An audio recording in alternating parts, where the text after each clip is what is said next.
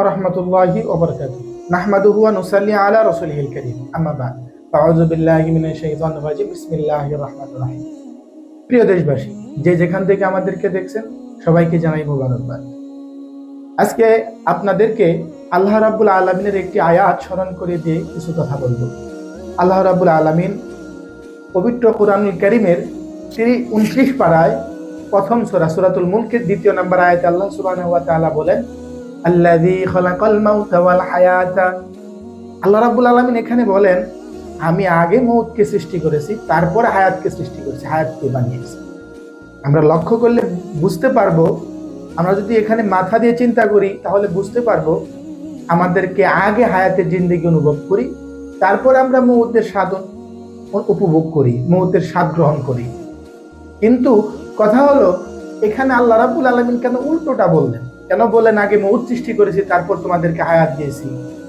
আল্লাহ রাব্বুল আলামিন বোঝাতে চাইলেন, তাফসীরকারগণ বলেন, আল্লাহ রাব্বুল আলামিন হায়াতকে মউতকে সৃষ্টি করার পরে একটা স্থানে নির্দিষ্ট করে রাখার পরে তোমাদেরকে হায়াত দিয়েছে, হায়াতের জিন্দেগি দিয়েছে। হায়াতের জিন্দেগি 1 2 3 4 হাঁটি হাঁটি পা পা করে তোমরা একদিন 2 দিন 1 বছর 2 বছর 3 বছর করে করে তোমরা মউতের কাছে পৌঁছতেছ। যখন তোমরা মউতের নিকট পৌঁছে যাবে, মালাকুল মউত হযরত আজরাইল আলাইহিস সালাতু ওয়াস সালাম তোমাদেরকে 1 সেকেন্ড বা 1 মিনিট সময় তোমাদেরকে দিবে না, 1 মুহূর্ত সময় তোমাদেরকে দিবে না। মউত নামক থাবা দিয়ে তোমাদেরকে দুনিয়া থেকে সরে নিয়ে যাবে। তখন তুমি বলবে, কানন গণন গিরে গণমেঘ ঘুরে ফিরে শূন্য নদীর তীরে রহিল পড়ি, যাহা ছিল লয়ে গেল সোনার তরী। এই কথা তুমি তখন বলবে।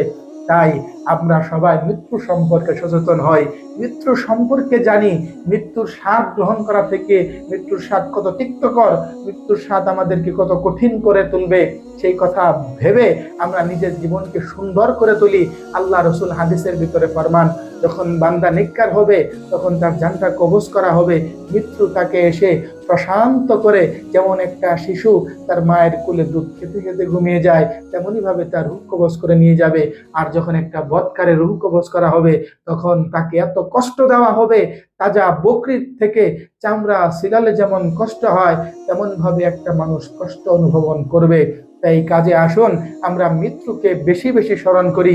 বিশ্ব দার্শনিক আফলাতুন একটি কথা আমাদেরকে স্মরণ করিয়ে দিয়েছেন, ওহে মানব জাতি, তোমরা বৃক্ষ রোপণ করো, ছোট্ট একটা চারা গাছ তোমরা রোপণ করো। এই চারা গাছটি আস্তে আস্তে আস্তে আস্তে ধীরে ধীরে বড় একটা বৃক্ষে রূপান্তরিত হয়। যখন বড় একটা বৃক্ষে রূপান্তরিত হয় তখন তোমরা সেটাকে কি করো? কেটে ফেলো। কেটে ফেলার পরে সেটা দিয়ে লাকড়ি বানাও, আসবাবপত্র বানাও, ঘরের বিভিন্ন প্রকার জিনিসপাতি, দরজা, এগুলা বানাও তোমরা। তখন গাছ পৃথিবী থেকে নিঃশেষ হয়ে যায়। গাছ যখন কেটে ফেলো, গাছ তোমাদেরকে এই পয়গাম দিয়ে যায় যে, যেমন আমি ছিলাম দুনিয়াতে, আমার অস্তিত্ব ছিল, আমার গাছের আমার ডালের উপরে পাখি বসতো, মানুষ আমার গাছের ছায়ার নিচে বসে বিশ্রাম করতো, আজ আমি দুনিয়াতে নেই, দুনিয়া থেকে আমি নিশ্চিহ্ন হয়ে গেছি। তেমনি মানব জাতি তোমরাও একদিন নিশ্চিহ্ন হয়ে যাবে, তোমাদের কোনো অস্তিত্ব দুনিয়ার জমিনে থাকবে না। সূর্য প্রতিদিন পূর্ব থেকে উদিত হয়, পশ্চিম অস্ত যায়। সূর্য যখন পূর্ব দিক থেকে উদিত হয় তখন আমাদের নতুন একটি দিন শুরু হয়, আর যখন পশ্চিম অস্ত যায় তখন সূর্য আমাদের এই পয়গাম দিয়ে যায় যে, হে মানব সম্প্রদায়, আমার জীবনও যেমন উদিত হয়েছিল, আজ অস্ত যাচ্ছি, তেমনি তোমাদের জীবনও একদিন অস্ত যাবে, তোমাদের একদিন নিশ্চিহ্ন হয়ে যেতে হবে, তোমাদের জীবন সূর্য একদিন ডুবে যাবে। কাজে আসুন ভাইরা আমার, আমরা মৃত্যুর কথা স্মরণ করি, মৃত্যু থেকে গাফেল না হই, আমরা মৃত্যুর কথা স্মরণ করে আমার রবের দিকে ফিরে আসি। আমার রব বড় দয়াময়, মেহেরবান, তিনার কাছে ফিরে এসে আমরা যদি নিজের কৃতকর্মের কথা স্মরণ করে আমরা যদি তাওবা করি, আল্লাহ রাব্বুল আলামিন প্রতিশ্রুতি দিয়েছেন তাওবা সঙ্গে সঙ্গে কবুল করা হবে।